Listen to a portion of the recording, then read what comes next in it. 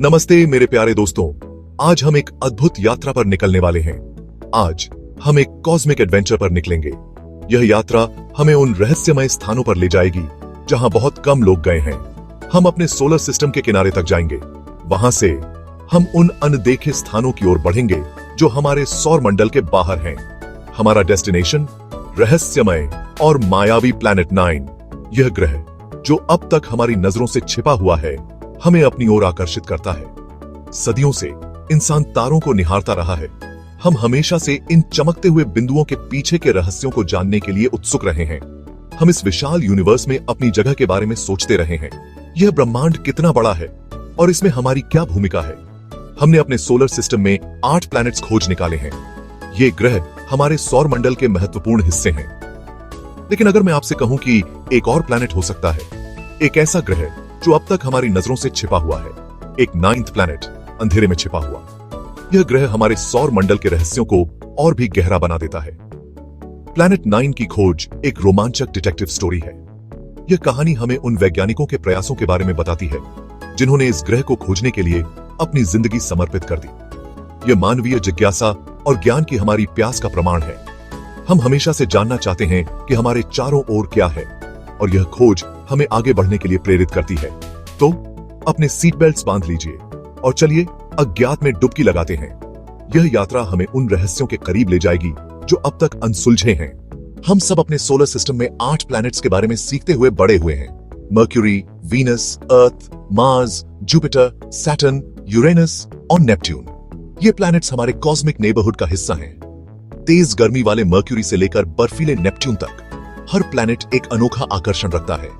Mercury की scorching surface, Venus की dense atmosphere और मार्स की लाल मिट्टी हमें हमेशा से फैसिनेट करती आई है।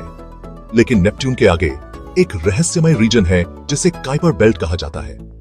यह रीजन हमारे सोलर सिस्टम का एक अनएक्सप्लोर्ड हिस्सा है जो कई सीक्रेट्स अपने अंदर समेटे हुए हैं। काइपर बेल्ट बर्फीले ऑब्जेक्ट्स का एक छल्ला है जो अर्ली सोलर सिस्टम के रेमनेंट्स हैं। ये आइसी बॉडीज हमें हमारे सोलर सिस्टम के फॉर्मेशन के बारे में वैल्यूएबल इंसाइट्स दे सकते हैं। यहीं पर एस्ट्रोनॉमर्स ने कुछ अजीब ऑगरीब देखा है। उन्होंने कुछ ऑब्जेक्ट्स की अनयूजुअल मूवमेंट्स और स्ट्रेंज ऑर्बिट्स को नोटिस किया है जो कन्वेंशनल ग्रेविटेशनल थ्योरी से एक्सप्लेन नहीं हो पा रही हैं। इन ऑब्जेक्ट्स में से कुछ अजीब व्यवहार करते हैं।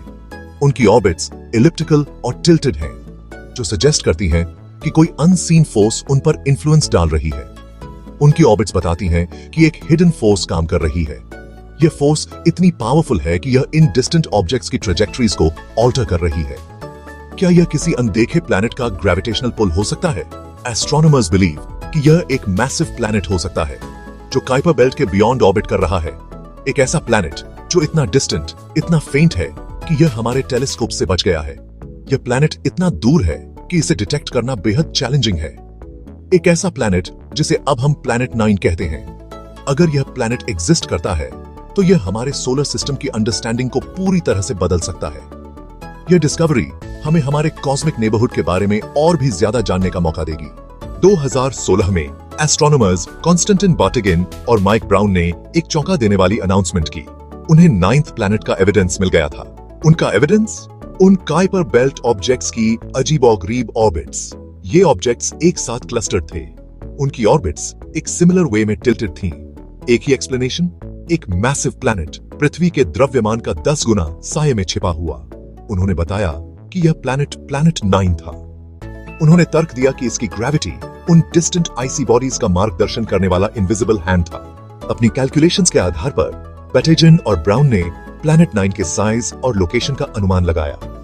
उन्होंने अपने शोध में कई वर्षों का समय लगाया, विभिन्न डेटा सेट्स का विश्लेषण किया और सैकड़ों संभावित मॉडलों का परीक्षण किया। उनका मानना है कि यह एक जायंट है जो पृथ्वी से कई गुना बड़ा है। यह ग्रह इतना विशाल है कि इसका गुरुत्वाकर्षण प्रभाव हमारे सौर मंडल के अन्य पिंडों पर भी पड़ता है। यह संभवतः यूरेनस या नेपट्यून के समान एक आइस जायंट है। इन ग्रहों की तरह प्लैनेट 9 भी ठंडे और गैसीय वातावरण से घिरा हो सकता है, जिसमें बर्फीले तत्व और गैसें शामिल हैं। लेकिन यह हाइडिंग कहां है? यह सवाल वैज्ञानिकों के लिए एक बड़ा रहस्य बना हुआ है। इसकी खोज में कई चुनौतियां हैं, जिनमें इसकी अत्यधिक दूरी और फेंटनेस शामिल हैं। माना जाता है कि प्लैनेट 9 सूर्य की परिक्रमा अविश्वसनीय दूरी पर करता है। यह दूरी इतनी अधिक है कि इसे देख पाना बेहद कठिन है। यह नेपच्यून से 20 गुना दूर होने का अनुमान है। इस दूरी पर सूर्य की रोशनी भी बहुत कमजोर हो जाती है, जिससे इसे देखना और भी मुश्किल हो जाता है। विश्वसनीय रूप से फेंट और डिटेक्ट करना मुश्किल बनाता है। इसकी फेंटनेस के कारण इसे देखने के लिए अत्यधिक संवेदनशील उपकरणों की आवश्यकता होती है। कल्पना कीजिए कि मीलों दूर अंधेरे में एक जुगनू को खोजने की कोशिश कर रहे हैं। यह कार्य उतना ही कठिन है जितना कि प्लैनेट 9 को खोजना। प्लैनेट 9 को खोजने में एस्ट्रोनॉमर्स को यही चुनौती का सामना करना पड़ता है। वे अत्याधुनिक टेलीस्कोप और तकनीकों का उपयोग कर रहे हैं, लेकिन अभी तक सफलता नहीं मिली है। यह खोज एक लंबी और कठिन यात्रा है, लेकिन वैज्ञानिकों को उम्मीद है कि वे एक दिन इस रहस्यमय ग्रह को खोज निकालेंगे। प्लैनेट 9 को खोजना कॉस्मिक हेस्टैक में सुई खोजने जैसा है।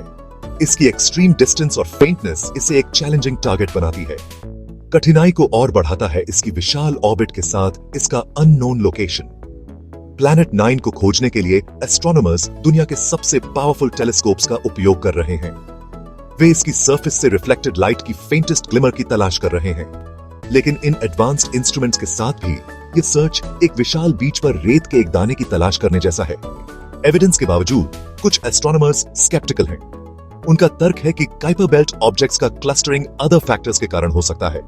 उनका सुझाव है कि प्लैनेट 9 के अस्तित्व की पुष्टि के लिए मोर ऑब्जर्वेशंस की आवश्यकता है। क्या प्लैनेट 9 एक फैंटम से ज्यादा कुछ नहीं हो सकता है? हमारी कॉस्मिक इमेजिनेशन का एक वीप्लॉट? बहस जारी है। इस इल्यूसिव वर्ल्ड को लेकर रहस्य और उत्साह को बढ़ावा दे रही है। प्लैनेट 9 की खोज मॉन्यूमेंटल होगी। यह सोलर सिस्टम के बारे में हमारी समझ को रीराइट कर देगा। इसका मतलब होगा कि हमारा कॉस्मिक नेबरहुड हमारी कल्पना से कहीं अधिक जटिल और फैसिनेटिंग है। यह हमारे सोलर सिस्टम के फॉर्मेशन के बारे में क्लूज भी प्रोवाइड कर सकता है।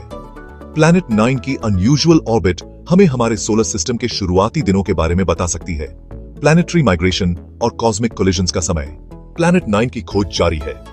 एस्ट्रोनॉमर्स इसके लोकेशन को कम करने के लिए एडवांस्ड टेलीस्कोप्स और कंप्यूटर सिमुलेशंस का उपयोग कर रहे हैं।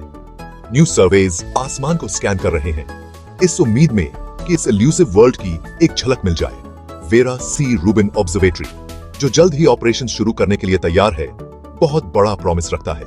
इसका बड़ा मिरर और एडवांस्ड कैमरा अभूतपूर्व डिटेल के साथ आकाश को स्कैन करेगा, जिससे प्लैनेट 9 मिलने की हमारी संभावना बढ़ जाएगी। प्लैनेट 9 की खोज मानवीय जिज्ञासा की शक्ति का प्रमाण है। यह एक रिमाइंडर है कि हमारे यूनिवर्स के बारे में अभी भी बहुत कुछ डिस्कवर करना बाकी है। तो अगली बार जब आप रात के आकाश को देखें तो प्लैनेट 9 को याद रखें। कौन जानता है कि अंधेरे में कौन से अजूबे हमारा इंतजार कर रहे हैं। एक्सप्लोरिंग करते रहें, क्वेश्चनिंग करते रहें और ऊपर देखते रहें। अगर आपको यह वीडियो पसंद आया हो तो इसे लाइक और शेयर करना न भूलें। हमारे चैनल स्टोरीजनी को सब्सक्राइब करें और जुड़े रहें ऐसी ही अद्भुत और रहस्यमय कहानियों के लिए। धन्यवाद।